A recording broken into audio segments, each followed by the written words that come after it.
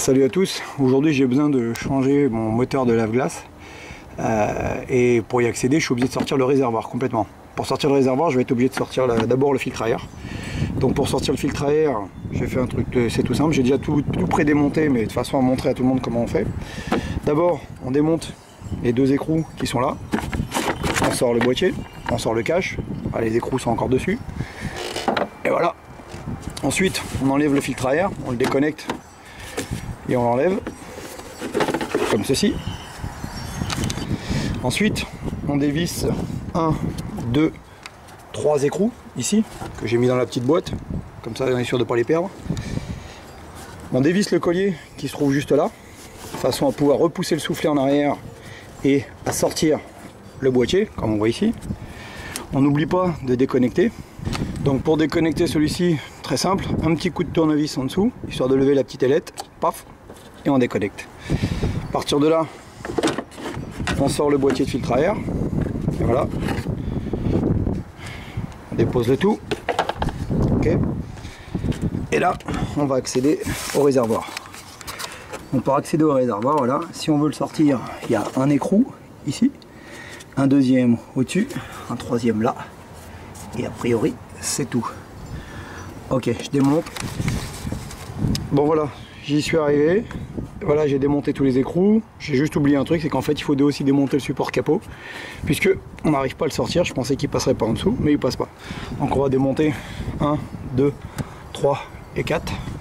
On va sortir la patte et ensuite on sort le réservoir. Voilà, ça y est, c'est démonté. Maintenant on va sortir la patte, on accède impeccable au réservoir. Et voilà le moteur. Voilà le moteur et voilà la source du problème pour le mien. Ça fonctionne plus.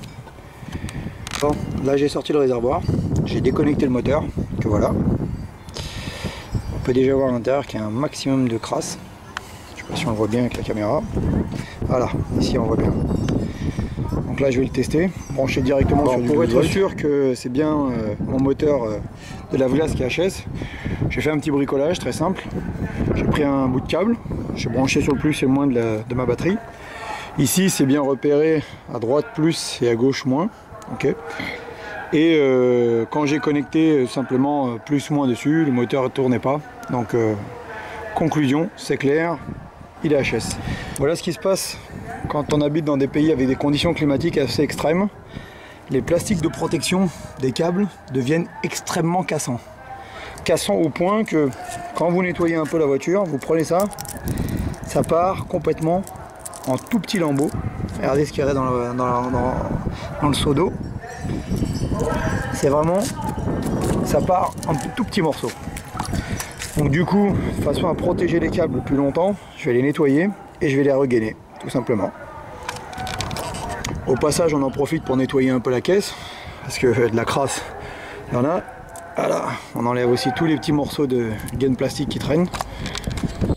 Donc voilà, le nouveau moteur, livré déjà avec le joint. Donc l'ancien joint, on le fait sauter. Le nouveau joint, prix du moteur, on l'enlève. Faut dire les prix aussi. Le prix, ouais, je vais le mettre ensuite sur les prix. J'ai payé. Tu veux pas effrayer les gens. Ouais, non, c'est gratuit. C'est le prix Et simplement, on emboîte. Donc avant, je l'ai nettoyé, parce qu'il était bien crade. Et du WD-40. Encore. Et maintenant, on remonte. Voilà, maintenant, on va remonter. Donc, les anciennes. Hop, les tuyaux. Donc, il y en a un qui est pour l'arrière, un qui est pour l'avant.